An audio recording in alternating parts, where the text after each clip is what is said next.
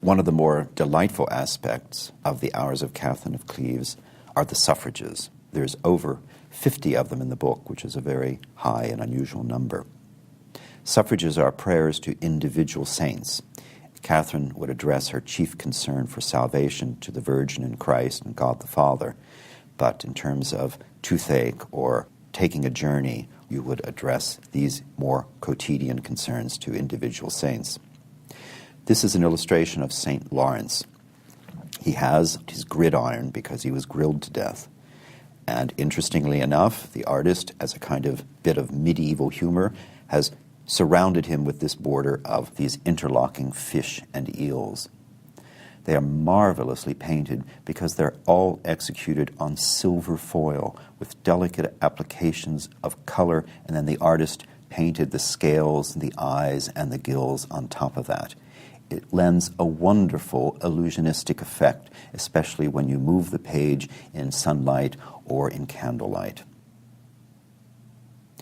St. Nicholas was the patron of, among other things, children in the late Middle Ages. And you see him standing in the miniature as a bishop. But the very fascinating aspect of this page is what the artist has done with the border. It's as if the vellum is tearing or melting, or at least being pulled back away from the central block of text and picture, revealing beyond it a blue sky and stars. Interesting also are the four corners. At each corner we see three beast-like heads, gnashing, gnawing on the same piece of gold. Those round discs of gold refer to the gold that St. Nicholas gave as a dowry to three young women, saving them from a life of prostitution. St. Christopher, according to legend, was the giant who found work as a human ferry across a river. You see him plodding through the water here. One day, a small child came up and asked to be carried. So he put him on his shoulders, and when he was walking through, he found that he was the heaviest thing he had ever carried. Depositing him on the other side, he asked who he was, and the child answered, "I am the one who carries the weight of the world on my shoulders, and you have now carried me." The kid, of course, was Jesus Christ. St. Christopher in the Middle Ages, and actually much later, continued to be a patron saint for travelers, and those going on a journey would pray to him in advance and while traveling.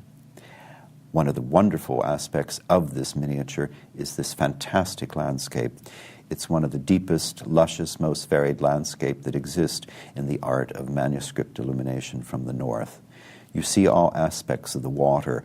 It's being rippled, ducks going in, fish jumping out, reflections on the surface, under the surface, and then you see the sky, the setting sun, the orange, the light blue, the deep blue at the top with stars coming out. You see craggy cliffs and mountains. It's a wonderful miniature.